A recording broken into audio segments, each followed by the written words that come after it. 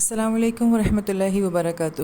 آج جس خوبصورت کتاب سے کچھ اقتباسات آپ کے سامنے پیش کیے جائیں گے وہ آج کے دور کے بہت بڑے عالم اور مفتی اور قرآن کے بہت بڑے عاشق مولانا مفتی محمد اسلم صاحب دامت برکاتہم علیہ کی کتاب ہے، اور جس کا نام ہے مقصد زندگی اور ضروریات زندگی۔ اس کتاب میں آپ فرماتے ہیں کہ مقصد زندگی متعین کرنا کیوں ضروری ہے۔ اللہ رب العزت نے انسان کو اشرف المخلوقات بنایا، تمام مخلوقات کو اس کے لیے مسخر کر دیا، حتیٰ کہ فرشتوں کی بھی انسانوں کے متعلق مختلف ڈیوٹیاں لگا دیں۔ سورج، چاند، ستارے، دن رات کا نظام انسان ہی کے لیے بنایا۔ پھر زمین کے پیٹ کو نرم اور زرخیز بنایا اور اس میں انسان کے لیے کھانے پینے کا سامان پیدا فرمایا۔ جانوروں کو انسان کے لیے مسخر کر دیا، کسی کو سواری بنا دیا، کسی کو کھانے پینے کے لیے حلال فرما دیا۔ اگر انسان ان تمام نشانیوں میں غور کر لے تو خود بخود اس نتیجے پر پہنچ سکتا ہے کہ اتنا بڑا نظام چلانا کیا بے مقصد ہو سکتا ہے۔ ایک انسان کی خاطر کائنات کی اتنی چیزوں کو مسخر کر کے خدمت میں لگا دیا تو کیا انسان کے ذمے کوئی کام نہیں ہوگا؟ ہم نے دنیا میں دیکھا کہ جب کسی نے سفر کرنا ہوتا ہے تو وہ پہلے اپنی منزل کا تعین کرتا ہے۔ اگر کوئی بغیر منزل متعین کیے پھرتا رہے تو اسے مسافر نہیں آوارہ کہتے ہیں۔ اگر کوئی مسافر بغیر منزل کا تعین کیے ہوئے سفر شروع کر دے تو اسے عقل مند نہیں سمجھا جاتا۔ وہ اپنا وقت بھی برباد کرتا ہے، پیسہ بھی ضائع کرتا ہے اور جان کو بھی مفت میں تھکا دیتا ہے۔ بالکل اسی طرح اگر ہم اس دنیا کی زندگی میں اپنی منزل متعین نہیں کرتے تو ہم بھی اس آوارہ آدمی کی طرح ہو جائیں گے جس کا کوئی مقصد نہیں، جو اپنے آپ کو اپنے ہاتھوں سے ہلاکت میں ڈال رہا ہے۔ تو معلوم ہوا کہ اپنی زندگی کو کامیاب اور بامقصد بنانے کے لیے مقصد زندگی متعین کرنا بہت ضروری ہے۔ پھر مقصد متعین کرنے کے بعد اس کے حصول کے لیے ڈٹ جانا بہت ضروری ہے۔ مقصد سے عشق اس کے حصول کی کنجی ہے۔ جس چیز سے بندے کو عشق ہو جائے اس کے لیے مشکلات، تکالیف کا برداشت کرنا آسان ہو جاتا ہے۔ ہم نے دنیا میں دیکھا کہ جس کو مال پیسے کا عشق ہو وہ اس کے لیے رات دن ایک کر دیتا ہے۔ جتنی مشکلات اس کے راستے میں آئیں برداشت کرتا ہے، راتوں کو جاگنا پڑے تو جاگتا ہے، کیونکہ وہ اس کو مقصد بنا لیتا ہے۔ اگر انسان اللہ تعالیٰ اور فکر آخرت کو مقصد نہیں بناتا تو کوئی دوسری چیز خود بخود اس کا مقصد بن کر اس کی زندگی میں غالب آ جاتی ہے اور اس کو بے سکون کر دیتی ہے۔ تاریخ کو دیکھیں تو مختلف قوموں کی کامیابی اور ترقی کا راز اسی میں پنہاں نظر آتا ہے کہ انہوں نے کسی ایک نقطے کو مقصد بنا کر اس کے حصول کی کوشش میں لگ گئے۔ عشق و جنوں کی حد تک اس کو حاصل کرنا چاہا تو وہ اس میں ضرور کامیاب ہو گئے۔ اللہ تعالیٰ نے انسان کو بہت ساری خوبیوں سے نوازا ہے۔ ان نعمتوں میں سے ایک نعمت قوت ارادی بھی ہے۔ یہ قوت ارادی اللہ تعالیٰ کی نعمتوں میں سے ایک بہت بڑی نعمت ہے۔ قوت ارادی کو ڈٹرمینیشن پاور یا ول پاور بھی کہتے ہیں۔ اس نعمت کے ذریعے انسان بڑے بڑے مقاصد میں کامیابی حاصل کر سکتا ہے، مگر آج کا نوجوان استقامت میں کمی اور مضبوط قوت ارادی نہ ہونے کی وجہ سے اپنے مقاصد میں ناکام ہو جاتا ہے۔ پہلے تو درست مقصد متعین ہی نہیں کر پاتا۔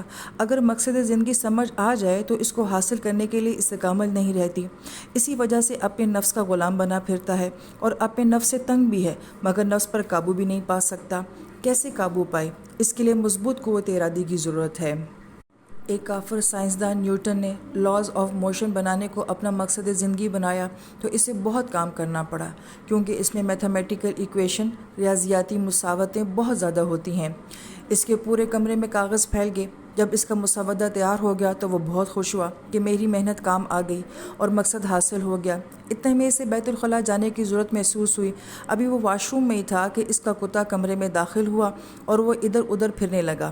ایک کاغذوں کے ڈھیر سے اس کا پاؤں پھسلا تو چراغ نیچے گر گیا، جس کی وجہ سے کمرے میں پڑے ہوئے کاغذات جل گئے۔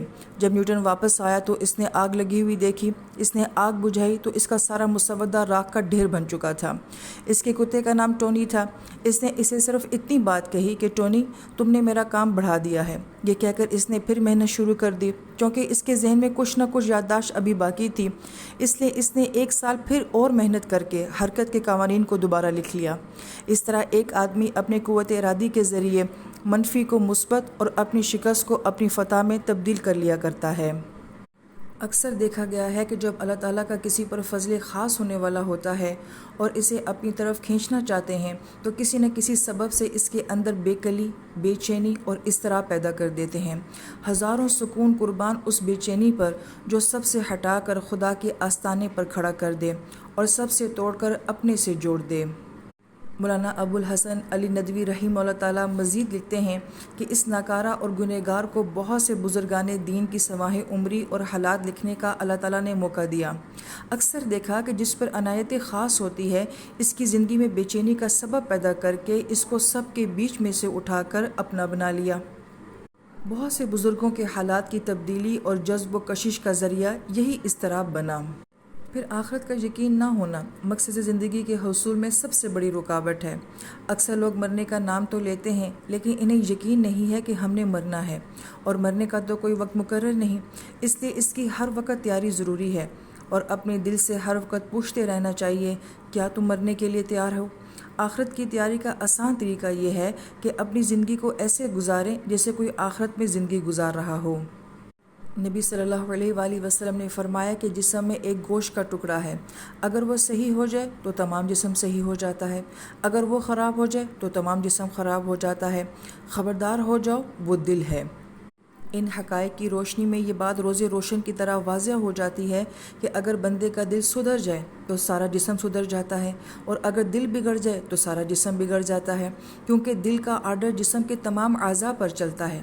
مثلاً اگر کسی نے کھانا کھایا ہوا ہو اور اسے قورمے، بریانی اور مزیدار کھانوں کی پیشکش کی جائے تو وہ کہے گا میرا دل نہیں چاہتا، حالانکہ لقمہ ہاتھ سے توڑ کر منہ میں ڈالنا ہے، دانتوں نے چبانا ہے اور پیٹ میں جانا ہے، دل میں تو نہیں جانا، مگر فیصلہ دل کر رہا ہے کہ کھانا نہیں کھانا ہے، کیونکہ فیصلے کی قوت دل کے پاس ہے۔ اس لیے کہا گیا کہ اگر دل سدھر جائے تو سارا جسم سدھر جاتا ہے، اور اگر دل بگڑ جائے تو سارا جسم بگڑ جاتا ہے۔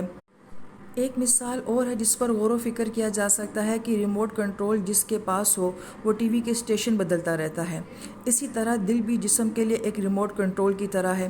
اگر دل صالح ہوگا تو جسم بھی صالح اعمال کرے گا، اور اگر دل غافل ہے تو جسم بھی بے عمل بن جائے گا۔ اسی دل کے اندر عشق، محبت، جوش و جذبات اور ہر قسم کے اچھے خیالات پیدا ہوتے ہیں، وہی خیالات پھر دماغ کے اندر غلبہ کرتے ہیں۔